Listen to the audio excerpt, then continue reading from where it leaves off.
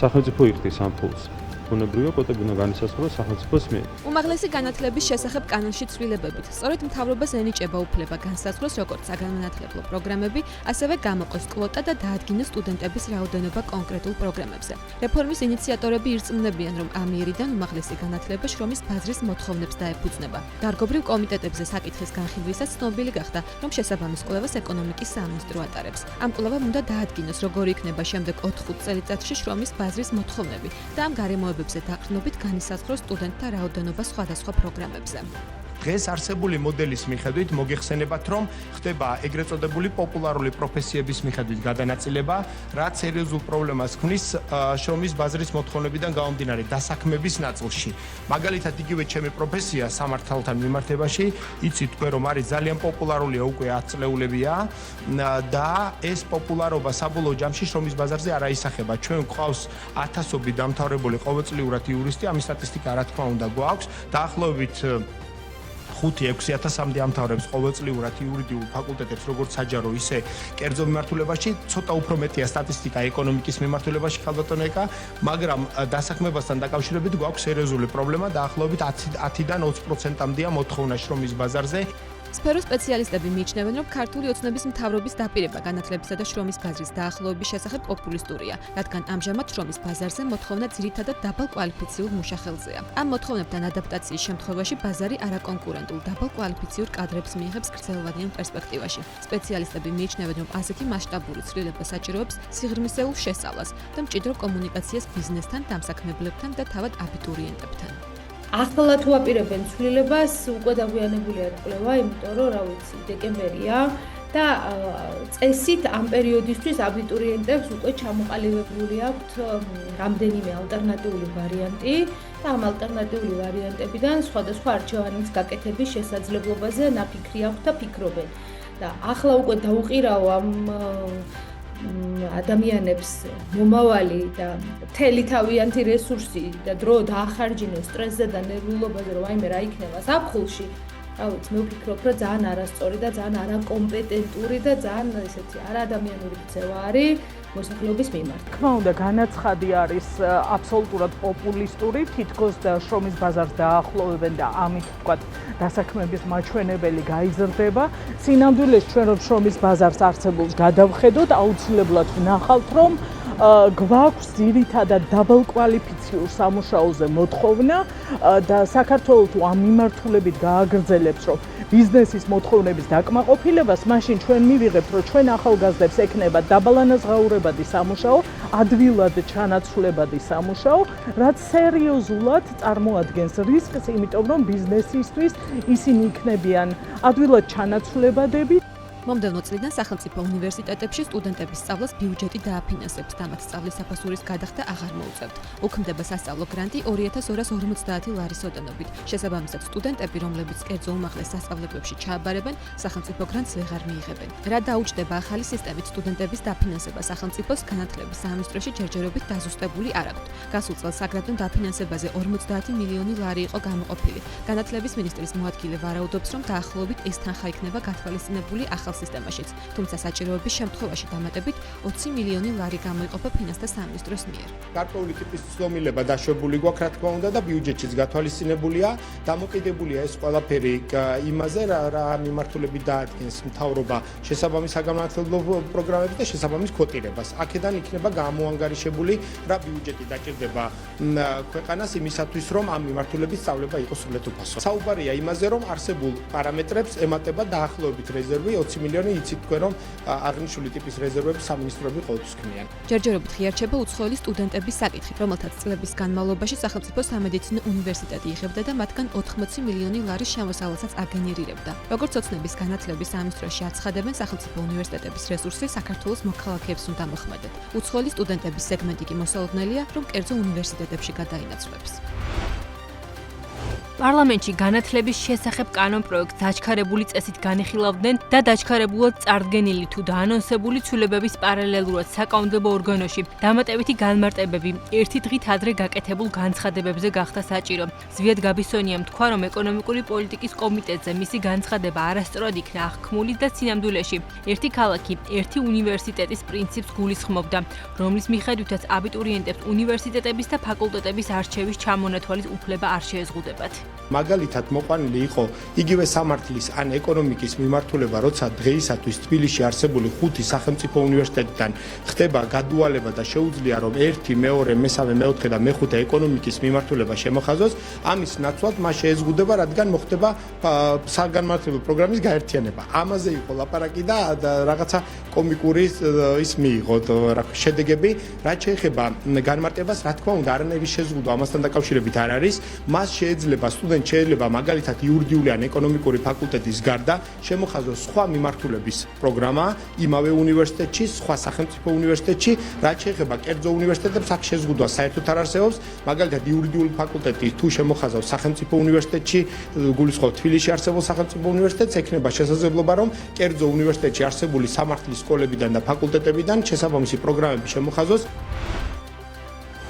უმაღლესი განათლების შესახებ კანონში ცვლილებებით განათლების ყოფილი მინისტრის გიორგი ამილახვარის მიერ 2024 წლის მარტში დაანონსებული ონლაინ უნივერსიტეტის კონცეფციის მოდელისა და სტანდარტის შემუშავება 2026 წლის ნაცვლად 2028 წლის 1 იანვრამდე გადავადდა. კანონპროექტის განმარტებით ბარათში აღნიშნულია, რომ უმაღლეს საგანმანათლებლო დაწესებულებებში პროგრამების ელექტრონული სწავლების იმპლემენტაციამ დაგეგმილზე მეტი დრო მოითხოვა. ონლაინ უნივერსიტეტების კონცეფციის შემუშავების გადავადების მიზეზებზე პარლამენტის განათლების კომიტეტის ხდომაზე განათლების მინისტრის მოადგილემ ზვიად გაბისონიამ ისაუბრა. მისი თქმით, აღნიშნული პროცესი ბევრ ტექნიკურ თუ ეთიკურ გამოწვევასთან არის დაკავშირებული, რის გამოც კონცეფციის დამუშავება უფრო მეტ დროს მოითხოვს. ონლაინ სწავლების კონცეფცია ითვალისწინებს, რომ საქართველოს უმაღლეს საგანმანათლებლო დაწესებულებებს მიეცეთ უფლება, შესაძლებლობა პირველი და მეორე საფეხურის გარკვეული უმაღლესი საგანმანათლებლო პროგრამების სასწავლო პროცესი განახორციელონ ნაწილობრივ ან სრულად ელექტრონულად. TBC კაპიტალის შეფასებით წელს მარტიდან დეკემბრის პირველი კვირის ჩათვლით ეროვნულ ბანკს ბაზრიდან 2.2 მილიარდი დოლარი აქვს შესყიდული. საინვესტიციო ბანკი მიუთითებს, რომ სების ინტერვენციებთან მჭიდრო კავშირშია დეპოზიტების ლარიზაცია, რომელიც ოქტომბრის მეორე ნახევრიდან კვლავ გააქტიურებულია. TBC კაპიტალი მიიჩნევს, რომ ლარის გამყარების მიმართულებით კონვერტაციები, რაც წლის დასაწყისიდან გამოიკვეთა, უკვე დასკვნით ფაზაში გადის, თუმცა ჯერ დასრულებული არ არის. ამასთან TBC კაპიტალის მოკლევადიანი წონასწორობის მოდელის თანახმად დოლარი ლარის წონასწორული ნიშნული ოქტომბერში კვლავ შემცირდა და 2 ლარი და 61 თეთრი შეადგინა, რაც ისევ ლარის ზედმეტად გაუფასურებაზე მიუთითებს, თუმცა მათი შეფასებით ლარი წლის ბოლომდე დაახლოებით არსებული დონის ფარგლებში შენარჩუნდება. საინვესტიციო ბანკი აფასებს ეკონომიკის ზრდასაც და მიუთითებს, რომ ბოლო პერიოდში ეკონომიკური აქტივობის შენელება გრძელვადიანი ტენდენციის ირგვლივ ნორმალიზების მათ საბაზო სცენართან თანხმდროში. ამასთან TBC კაპიტალის პროგნოზით 2025 წელს ეკონომიკური ზრდა 7.3% გაუტოლდება. TBC კაპიტალის ახალ მაკროეკონომიკურ განახლებაში ერთ-ერთი მთავარი საკითხი ინფლაციის შემცირების პროგნოზია. ანგარიშის მიხედვით ნოემბერში ინფლაცია 4.8%-მდე შენელდა, ხოლო დეკემბერში მაჩვენებელი სავარაუდოდ 4.9%-ს მიაღწევს. მათი პროგნოზით 2025 წლის გაზაფხულიდან ინფლაცია 4%-ზე ქვემოთ იქნება, რაც საშუალოვადია პერსპექტივაში ფასების დასტაბილურებაზე მიუთითებს. ანგარიშის თანახმად საქართველოს ეკონომიკა მაღალი ზრდის ფაზიდან თანდათან ნორმალიზაციის ეტაპზე გადადის. ამას ოქტომბერში დაფიქსირებული 6%-იანი ზრდის მაჩვენებელიც ადასტურებს. TBC კაპიტალის შეფასებით სავალუტო ბაზარზე კვლავ შეინიშნება უცხოური ვალუტის სიჭარბე, რაც ლარის კურსის სტაბილურობას უზრუნველყოფს და ეროვნულ ბანკს საშუალებას აძლევს გააგრძელოს რეზერვების ზრდა. მათი პროგნოზით წელს საერთაშორისო რეზერვების შესყიდვები 2.2 მილიარდ დოლარს მიაღწევს. ლარის კურსის მხარდაჭერის ერთ-ერთი მნიშვნელოვანი ფაქტორი არის პირდაპირი უცხოური ინვესტიციების ზრდა. ოფიციალური მონაცემებით 2025 წლის მესამე კვარტალში FTA წლიურად გაორმაგდა და $533 მილიონ შეადგენდა, იანვარ-სექტემბრის მონაცემებით კი ზრდა 11%-ია. ამ პროცესზე გავლენა აქვს საბაზო ეფექტსაც გასულ წელს მესამე კვარტალში სესხით ფინანსირების კომპონენტი $282 მილიონ შეადგენდა, მაშინ როცა წელს იგივე მაჩვენებელი $91 მილიონი. FTA სტრუქტურაში კვლავ დომინირებს რეინვესტიციები მესამე კვარტალში. მათი წილი მთლიან ინვესტიციებში 64% იყო, ხოლო წლის პირველი 9 თვის განმავლობაში 74%. ანალიტიკოსების შეფასებით ეს მიუთითებს, რომ საქართველოში ოპერირებადი კომპანიები მოგების მნიშვნელოვან ნაწილს კვლავ ადგილობრივ ეკონომიკაში აბრუნებენ. ანგარიში ასევე აღნიშნულია, რომ ინვესტიციები ზრდა და უნაღდო სავალუტო შემოდინებები მომავალ წელს საგარეო დეფიციტის შემცირებას ხელს შეუწყობს, თუმცა ეკონომიკის სტრუქტურული რისკები კვლავ არსებობს, მათ შორისაა ავტომობილების რეექსპორტზე დამოკიდებულება, რომელიც შესაძლოა დროებითი ფაქტორი იყოს, რადგან მთლიანად იმპორტზეა მიბმული. პირდაპირ უცხოური ინვესტიციები გაიზარდა, თუმცა მესამე კვარტალში FTA 100%-იანი ზრდის მთავარი ფაქტორი ქართული კომპანიების მიერ ვალის აღება გახდა. FTA სტრუქტურაში სავალო ვალდებულებებმა 90.6 მილიონი დოლარი შეადგინა, რაც მთლიანი ინვესტიციების 17%-ია. ეკონომისტები ამბობენ, რომ FTA ზრდა პოზიტიური სიგნალია, თუმცა ეს ძირითადად ვალის ზრდის ხარჯზე ხდება. თუმცა მოლოდინი უნდა გქონდეს, რომ ვალის გასტუმრების შემდეგ თანხა სტატისტიკაში უკვე კაპიტალის შემცირებაში ითარგმნება. სააქციო კაპიტალისგან განსხვავებით, რომელიც არის მუდმივი სავალო ვალდებულება მომავალში არის დასაბრუნებელი, ყველამ ვიცი, ხო? ამას ეკონომისტები. დღეს ეს ინვესტიცია ჩაითვალა, მაგრამ როცა ქართული კომპანია ვალის დაბრუნებას დაიწყებს, ეს სტატისტიკაში უკვე იქნება კაპიტალის გადინება.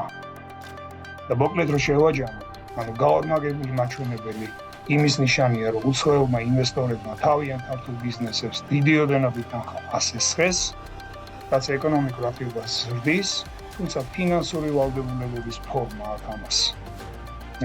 და როგორც გითხარით, დღეს შემოდინება ხვალ იქნება გადინება. მესამე კვარტალში ყველაზე მეტი პირდაპირ უცხოური ინვესტიცია უძრავი ქონების სექტორში ჩაიდო და 91.7 მილიონი ამერიკული დოლარი შეადგინა.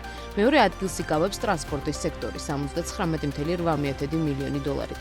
რაზეც მთლიანი FTA-ის 15% მოდის. რაც შეეხება მესამე სექტორს, სადაც ყველაზე დიდი მოცულობის ინვესტიციები განხორციელდა. ეს არის წყალმომარაგება და ნარჩენების მართვა. ამ სექტორში განხორციელებულმა FTA-მ 71.5 მილიონი ამერიკული დოლარი შეადგინა.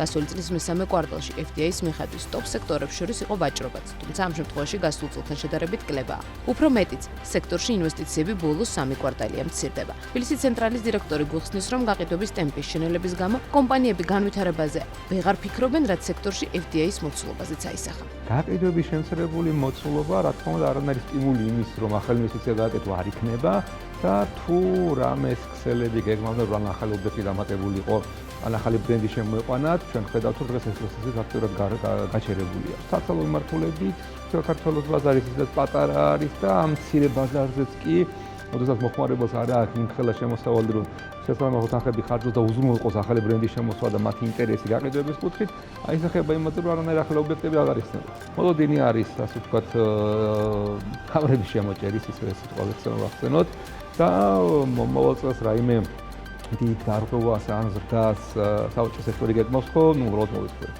ვაჭრობასთან ერთად გასული წლის მესამე კვარტალში ტოპ 3 სექტორს შორის, სადაც ყველაზე მეტი ინვესტიცია განხორციელდა, იყო ენერგეტიკის სექტორიც. თუმცა ეს დარგი მიმდინარე წლის მესამე კვარტალში ტოპ 10 სექტორშიც აღარ მოხდა. განახლებადი ენერგიების განვითარების ასოციაციის აღმასრულებელი დირექტორი მაია მელიქიძე ამბობს, რომ ამის მიზეზი დარგში არსებული გამოწვევები და გაურკვევლობაა.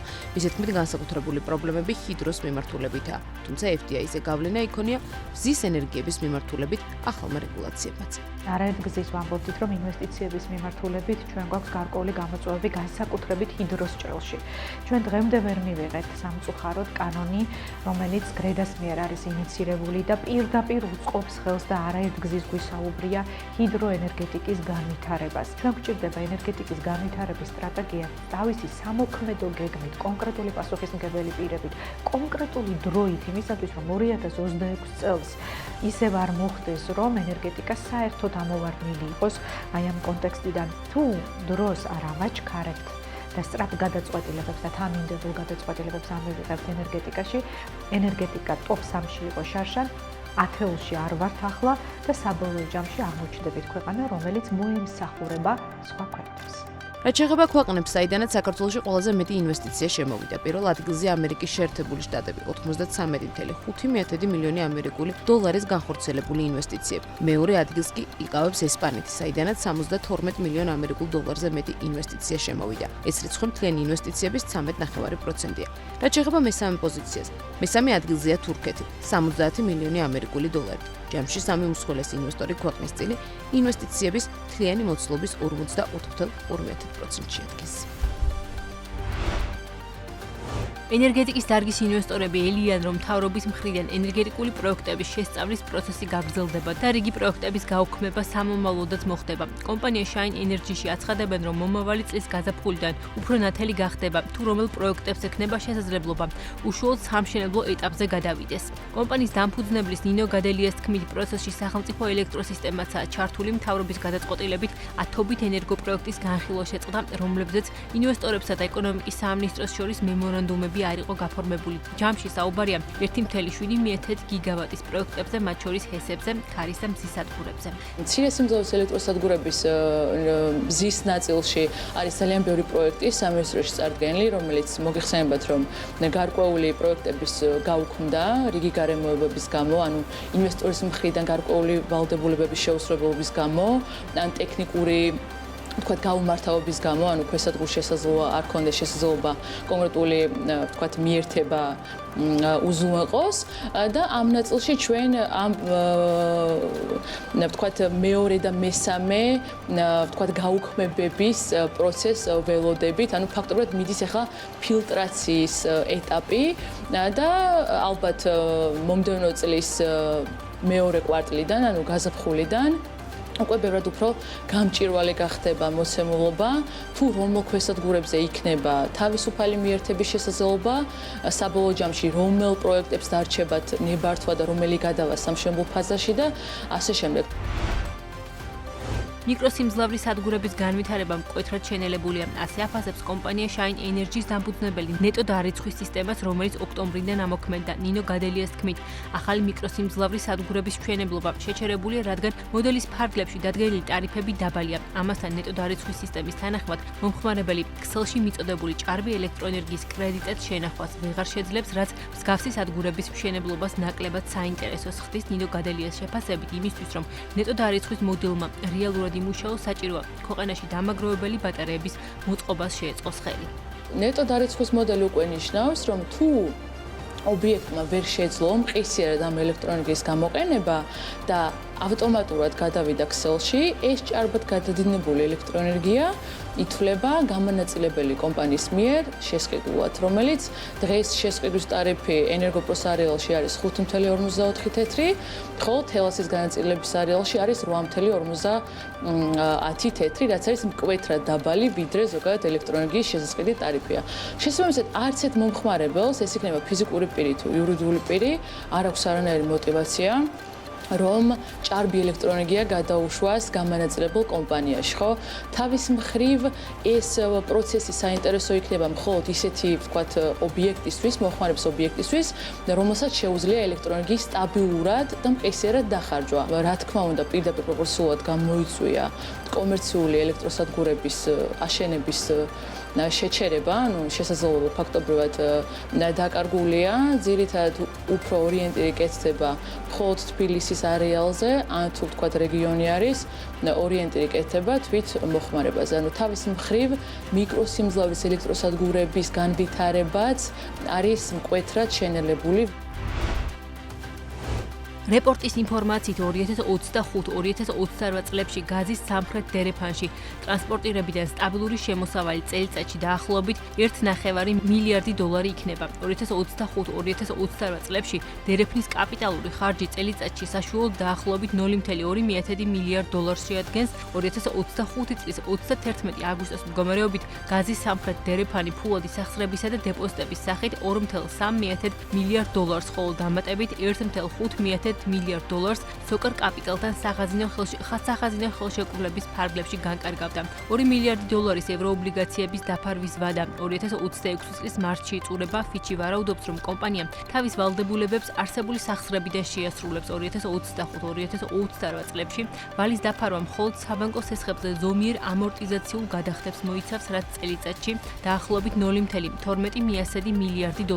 სააგენტო პროგნოზირებს, რომ გაზის სამხრეთ დერეფანი მთელი საანგარიშო პერიოდის განმავლობაში დივიდენდების გადახდამდე დადებით თავისუფალ ფულად ნაკადს გამოიმუშავებს. სამხრეთ დერეფნის ვალი ევროობლიგაციების სახით $2 მილიარდ, ხოლო საერთაშორისო განვითარების ბანკების სესხების სახით $1.5 მილიარდ მოიცავს, რომელთა დაფარვის ვადა 2022-2046 წლებია. კრედიტორებს შორის არიან ევროპის რეკონსტრუქციისა და განვითარების ბანკი, აზიის ინფრასტრუქტურის საინვესტიციო ბანკი, რეკონსტრუქციისა და განვითარების საერთაშორისო ბანკი და აზიის განვითარების ბანკი.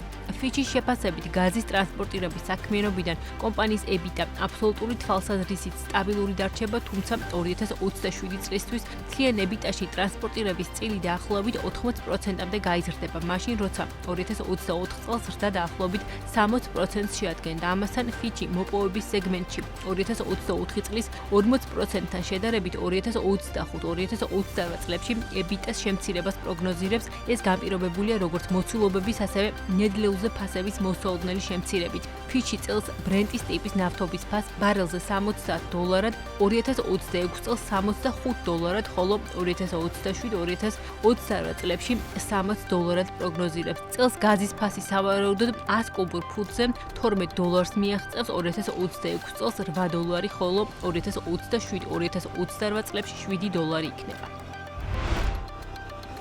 ეკონომიკის სამინისტროს ინფორმაციით, საქართველოს ყველა რეგიონისთვის ცალკეული პროექტი იქნება, რომლითაც შენობების ესთეტიკური მახასიათებლები განისაზღვრება. მარიამ ქრივიშვილმა შენობა ნაგებობების ესთეტიკური მახასიათებლების დადგენის წესისა და პირობების განსაზღვრის შესახებ დადგენილების პროექტი კერძო სექტორს წარუდგინა. შეხვედრაზე აღინიშნა, რომ ახალი რეგულაციების თანახმად ფაქტობრივად ორი სახის სანებართო პრაქტიკა დაინერგება: ეგრეთ წოდებული სტანდარტული პრაქტიკა და მეორე, არასტანდარტული სამშენებლო ნებართვები, რაც მათ შორის განსხვავებულ ფასადებს, ფერებს და ასე შემდეგ სხვადასხვა მახასიათებლებს გულისხმობს. გასული პერიოდის განმავლობაში ძალიან აქტიურად ვიმუშავეთ არქიტექტორებთან, მშენებლებთან, სახელოვნებო წრეების წარმომადგენლებთან, ისევე როგორც სავაჭრო ქსელების წარმომადგენლებთან იმისთვის, რომ ახალი რეგულაცია სრულად შეესატყვისებოდეს მათ შორის კერძო სექტორის მოლოდინებსაც და დღეს შეიძლება თამამად ითქვას, რომ დღეს შეჯერებულია არსებული რეგულაციის სრულფასოვანი და სრულყოფილი სახე, რომლის საფუძველზეც საქართველოს მთავრობა მიიღებს ახალ რეგულაციას და ჩვენ დარწმუნებულები ვართ, რომ აღნიშნული რეგულაციის ამოქმედების შემდგომ იქნება თვალსაჩინო თუ როგორ გაუმჯობესდება არქიტექტურული იერსახე ჩვენი ქვეყნის თითოეულ რეგიონში, დაბაში, ქალაქსა თუ სოფელში. ძირითადად ამ ეტაპზე ეს ეხება ფერებს, მასალებს და ამ მასალების და ფერების გამოყენების წესებს. განისაზღვრება თვითონ ესთეტიკა, როგორი უნდა იყოს, რას გულისხმობს ესთეტიკა, როგორ უნდა იყოს ეს ლანდშაფტზე მორგებული და მთლიანად როგორი იერსახის უნდა იყოს ქალაქები და დასახლებული პუნქტები. მათ შორის შევეხვებით ისეთ ძირითად საკითხს, როგორიც არის ქუჩის ესთეტიკა, ქუჩის დიზაინი და განსაზღვრავთ ღობეების ძირითად მახასიათებლებს, რომლებიც უნდა აისახოს ძირითად პროექტებში. ასევე ძალიან მნიშვნელოვანი ინფორმაცია, რაც ჩვენ მივიღეთ, არის ის, რომ კომპონენტები, რომელიც გამოყენებული იქნება და სამშენებლო მასალები, რასაც გამოიყენებს ბიზნესი, მეტწილად დაეფუძნება სწორედ ადგილობრივი წარმოშობის ნედლეულზე და აი ეს შეხამება მოხდება გარემოზე. ასევე ძალიან მნიშვნელოვანი არის, რომ ყოველ რეგიონს, ყოველ კუთხეს ქვეყნისას ექნება თავისი სპეციფიკური მიდგომა. იარსებებს ერთი საერთო ჩარჩო, ქვეყნის მასშტაბით მოქმედი ჩარჩო, შემდეგ უკვე რეგიონული ჩარჩო და შემდეგ უკვე სპეციალური ჩარჩო. საქართველოსა და გაეროს შორის 2026-2030 წლების გაეროს მდგრადი განვითარების თანამშრომლობის ახალ ხელშეკრულებას მოეწერა ხელი. ირაკლი ყობახიძის განცხადებით, ახალი 5 წლიანი ჩარჩო შეთანხმება არის სამომავლო თანამშრომლობის ფუნდამენტი, რომელიც ერთი მხრივ ეფუძნება ეროვნულ პრიორიტეტებს, ხოლო მეორე მხრივ ასახავს გაეროს მდგრადი განვითარების მიზნებს. ყობახიძე აცხადებს, რომ გლობალური ეკონომიკური თუ გეოპოლიტიკური სირთულეების მიუხედავად საქართველო წლების განმავლობაში გარდაიქმნა სახელმწიფოდ, რომელიც უკვე არა მხოლოდ დახმარების მიღები, არამედ სანდო პარტნიორია. ხელი ეწერება საქართველოს მთავრობასა და გაეროს შორის მდგრადი განვითარების თანამშრომლობის ხელშეკრულებას. ახალი 5 წლიანი ჩარჩო შეთანხმება არის ჩვენი სამომავლო თანამშრომლობის ფუნდამენტი, რომელიც ერთი მხრივ ეროვნულ პრიორიტეტებს ეფუძნება, ხოლო მეორე მხრივ გაეროს გრადი განვითარების მიზნების სულისკვეთებას ასახავს. საქართველოს ურთიერთობა გაერთიანებული ერების ორგანიზაციასთან 3 ათეულზე მეტ სიტყვის. ამ წლების მანძილზე ჩვენმა ერთობლივმა ძალისხმევამ მნიშვნელოვნად გააძლიერა ქვეყნის ინსტიტუციური შესაძლებლობები, ხელი შეუწყო კეთილდღეობის უზრუნველყოფას, რეფორმების ხარდაჭერას და მშვიდობის შენებლობას. მადლობას ვუხდი გაეროს გუნდს, რომელმაც საქართველოს ხელისუფლებასთან მჭიდრო დიალოგის შედეგად ხედვა ეროვნულ პრიორიტეტებს მაქსიმალურად დაუახლოვა. შერჩეული მიმართულებები ეხმიანება ჩვენს მისწრაფებებს შევამციროთ ურბანულ დასახლებებსა და რეგიონებს შორის არსებული უთანასწორობა, მნიშვნელოვნად წავახალისო დეცენტრალიზებული მართლობა, გავაძლიეროთ ადამიანის უფლებათა დაცვის სტანდარტები, ხელი შეუწყოთ ყოვლის მომცველი სოციალური დაცვისა და განათლების სისტემების განვითარებას. ინფრასტრუქტურის სამინისტრომ გარემოს დაცვითი ზედამხედველობის დეპარტამენტს ქობულეთის შემოვლითი გზის 4-ძოლიან მაგისტრალად მოდერნიზების პროექტი წარუდგინა. აღმოსავლეთ-დასავლეთის მაგისტრალის ქობულეთის შემოვლითი გზის მონაკვეთი ამჟამად 2-ძოლიანია. 31.3 კილომეტრიანი გზა 2018 წლიდან შევიდა ექსპლუატაციაში, თუმცა მთავრობა მის გაფართოებას და 4-ძოლიან მაგისტრალად მოდერნიზებას უკვე რამდენიმე წელია გეგმავს. პროექტზე საჯარო განხილვები 2026 წლის 21 იანვარს უნდა დაიწყოს და მასში საკუთარი კითხვისწულ მოსაზრების დაფიქსირება ქობულეთის მაცხოვრებლებს, დაინტერესებულ პირებს და ორგანიზაციებს შეეძლებათ უწყების ცნობით გზის 4-ძოლიან მაგისტრალად მოდერნიზების შემთხვევაში 110-120 კმ/სთ-მდე გაიზრდება თითოეულ ზოლში გადაადგილების სიჩქარე და გაუმჯობესდება საგზაო უსაფრთხოების მიმართულებით არსებული მდგომარეობა. პროექტი 2-305-დან 174 მეტრის სიგრძის გვირაბების მშენებლობას ითვალისწინებს.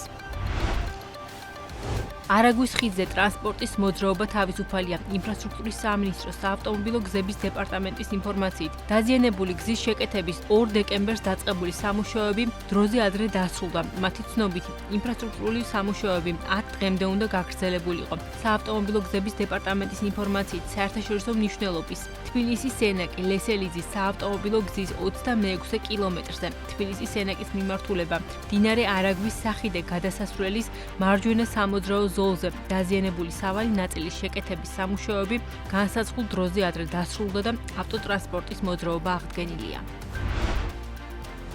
გარემოს დაცვისა და სოფლის მეურნეობის სამინისტროს ინფორმაციით თეთრიწყაროს მუნიციპალიტეტში არასახიფათო ნარჩენების ნაგავსაყრელი შენდება. პროექტი ევროპის რეკონსტრუქციისა და განვითარების ბანკის ფინანსური მხარდაჭერით საერთაშორისო სტანდარტების შესაბამისად ქვემო ქართლის მყარი ნარჩენების პროექტის ფარგლებში ხორციელდება. სამინისტრო განმარტავს, რომ თეთრიწყაროს მუნიციპალიტეტში მყარი ნარჩენების განთავსების მშენებარე ობიექტთან დაკავშირებით მინისტრის მოადგილე სოლომონ პავლიაშვილმა, რწმუნებულმა ილია ჯალაღანიამ, მყარი ნარჩენების კომპანიის დირექტორმა მიხელ გოგოლიძემ შეხვედრა გამართეს, რომელზეც ახალ ობიექტზე მომსახურებასთან დაკავშირებული და ფინანსური საკითხები განიხილეს. სოლომონ პავლიაშვილის ინფორმაციით, ობიექტი 29 წლის განმავლობაში 5 მუნიციპალიტეტს თეთრიწყარო, მარნეული, წალკა, დმანისი, ბოლნისი მოემსახურება. ძველი ნაგავსაყრელები კი დაიხურება. გარემოს დაცვისა და სოფლის მეურნეობის სამინისტრომ მყარი ნარჩენების მართვის კომპანიასთან და დაინტერესებულ მხარეებთან ერთად აქტიურად და კოორდინირებულად მუშაობს ქვეყნის მასშტაბით ევროპული სტანდარტების შესაბამისი პროექტების განსახორციელებლად.